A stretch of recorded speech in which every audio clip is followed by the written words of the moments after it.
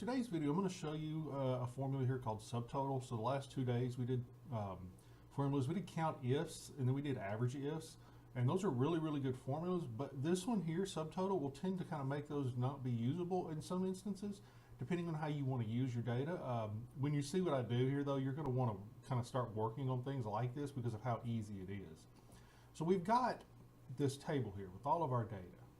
And then down here is at the bottom.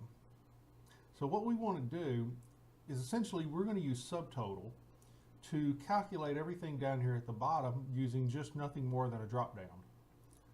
So you'll see here I have subtotal and it will change your life. Subtotal is used at the end of tables to calculate data. And it will because it's only going to calculate what you can see. So when you use a filter, it's going to change the data. So we're going to come down here and we're just going to say equals, and then we're going to say subtotal. So here's the formula. And then we're going to pick one of these. So we only have to do this really the first time. So we're going to choose count. And then we'll do a comma. And then we'll pick this column. And then we just close the parentheses and hit enter. So we have this drop down arrow now. So you'll notice how count numbers, we could just change things here. So count numbers, of course, is going to give us 0. When we go to count, it'll give us 30 because that's how many students.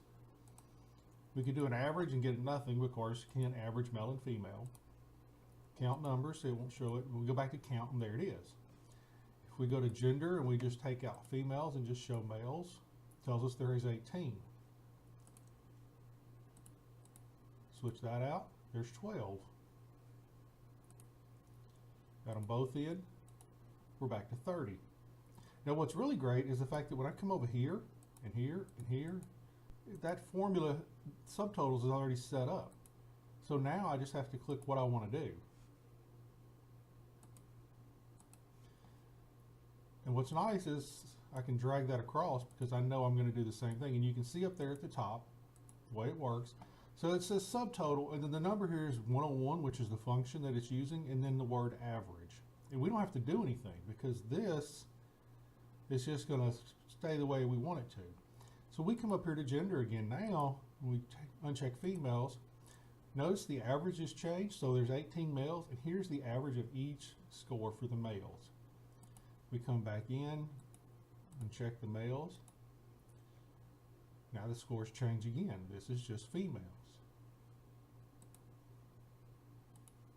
Put them both together and it changes. So these are always going to update based on what's being seen, which is really good when we start adding in a whole bunch of stuff here because we can narrow down each time and drill down until we get exactly what we want to see.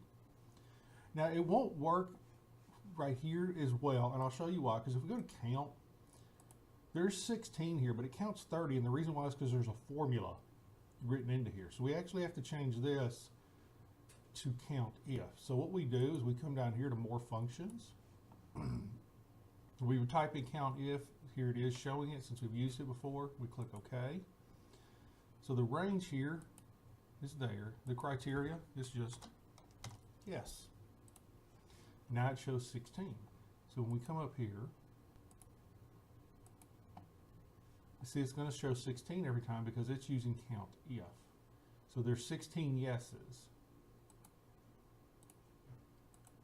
And remember, the guesses are here because of the formula that we used, which basically we wanted to see if that equals yes. So this formula is really simple to use, very helpful because of the fact that it's going to change as we work through things. And it always gives us the most current up-to-date averages.